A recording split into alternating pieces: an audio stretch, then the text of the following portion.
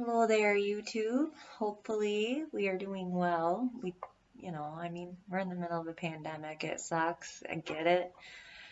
This is only my second week of layoff, and it's a wanted layoff, and I feel like I'm going a little crazy. But, for those that know me, I'm always a little on the off end. Well, anyways, to start off, I thought maybe last time we were going to talk about beer, and this is the beer I had, and this is the beer I'm drinking this Saturday night. No flake vanilla porter. Okay. So it's Leinenkugel's. It is kind of a commercial beer.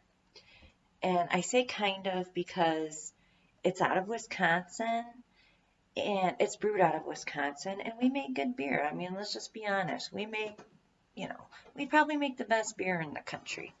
I hate to say it, but that's just the way it is. Colorado, they might have the best weed. Oregon, maybe. I don't know.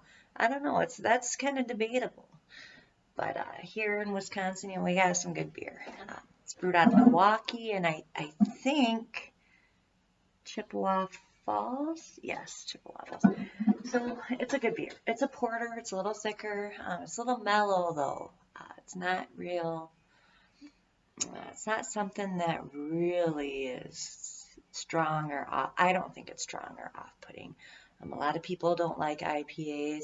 I'm one of those people. It's my taste buds is they just don't go that way. But I will drink an IPA. So, you know, it's they're like wine, and I love wine. You try the different wines, and it's got all these different flavors.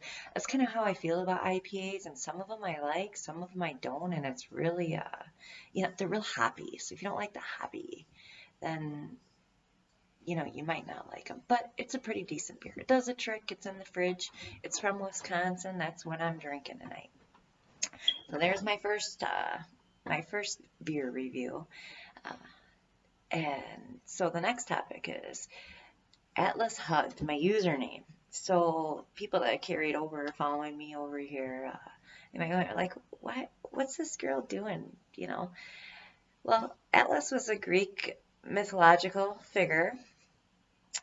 They're all mostly Greek. I mean, we live in a very Hellenized world. I hate to say it. Mostly, we've been Hellenized. But, you know, us Gentiles. But, anyways, Atlas, he holds the earth on his shoulders. And that was his punishment.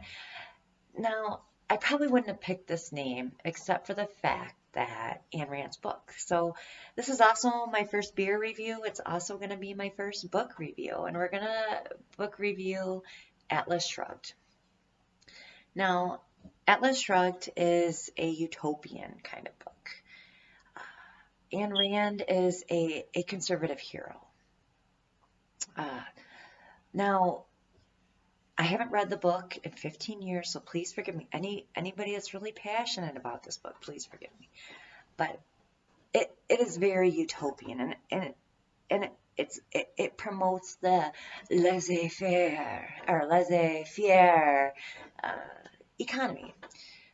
Do as thou will, or whatever that means. I can't really remember, but essentially it's free capitalism, no restraints, no restrictions, because those restrictions are seen as restrictions on liberty. Uh, so that's why libertarians love Ayn Rand. I rate the book a C minus, and I rated it a C minus. It got that much of a grab, specifically because for some reason it grabbed the attention of others. I myself, I have no reason to read it again. Um, there's three characters. One's a woman, and there's two men. She was a railroad tycoon, and they were into steel. One was into steel, and one was a creator of something that they both needed, or whatever, that made their industries better. But anyways, the government at the time is a state-run government, and it's just getting worse. They're putting these great minds, you know, capitalists out of business, and so at towards the end, things really go down and people are leaving. They're just, these capitalists are leaving. No one knows what's going on. And there was a saying in the book, something about leave something John Galt, who was the inventor. I remember this. And he is a huge figure. He is a huge philosophical figure. But anyways, the girl and the guy end up in the mountains with this John Galt. And at some point, they come back to what is a dystopian America at that point, and John Galt gives this speech, which is very anti Robin Hood, I guess. And it's pretty much just like, oh, well, we'll start our own society. We don't need them. They want to go socialist and yada yada yada yada yada. And I'm pretty sure that's how the book ends. Well, Ayn Rand did have the affair with the two men. I do remember that. It was pretty racy for her time, uh, being an old slutbag like that, Uh, I'm not saying anything against that, Uh, I believe in individual freedom as well. But anyways, Atlas Shrugged. So I'm Atlas Hugged. So Atlas Shrugged was, if you think about it, Ayn Rand meant to say, well, Atlas is the capitalists and they're holding up the earth. And when things went down, they just shrugged. They're like, the world's going to crap. We don't care. We'll move to an island or the mountains or wherever, and we'll do what we will. We'll be fine, right? So my name, I just ripped off of that because it's Atlas Hugged, because I am left-leaning, independent. I'm not a registered Democrat. I've never voted Republican. I have voted Libertarian.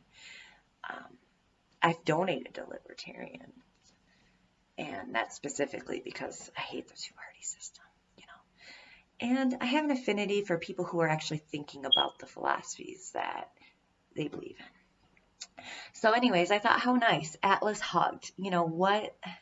How different, especially at times like this, or any really trying times where, hug, Atlas, who's punished to help the world. Why not just hug it, instead of like this, just hug the world. And I think we need that right now. Everybody needs that. So that's where my name comes from. If you're unfamiliar with Ayn Rand and Atlas Shrugged, I've never read The Fountainhead. That's another popular one of her books. I completely agree. I'm like Ayn Rand. I'm an atheist. Completely agree with all of that on her end. Her ethics are a little wishy-washy, and sometimes I'm really surprised that Christians gravitate to Ayn Rand. And I think maybe she was surprised too. I don't know how you could be, but with Ayn Rand and this laissez-faire societies, it was a hard thing. I believe it was a hard thing to bring together with capitalism and Christianity.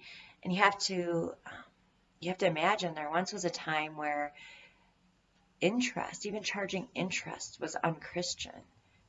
Jesus was for the poor. I don't know. All this stuff comes into play. But if you're interested in all that stuff, there's some of my thoughts. If you are a fan of Ayn Rand and you didn't get that right, it's not utopian, it's, blah, blah, blah, blah, blah, blah, blah, well, come at me with it then. I haven't read it in 15 years. I don't really want to read it again. I could possibly be pushed to read The Fountainhead, or maybe just John Galt's speech from Ayn Rand's, but other than that, I probably won't read it again. For me, it wasn't. For me, it was very, very simplistic writing. Even the John Galt section, where it was supposedly bring up all of her philosophy, to me, it was just Robin Hood is bad, kind of thing. And egoism and selfishness and all of these things are good. That just was not inherently for me. But anyways, I'm going to finish drinking this beer. I'm all alone here because we're socially distancing. It's COVID. And this is my second video. I got to have something to do to waste this time, All right. Thanks for checking in. Later.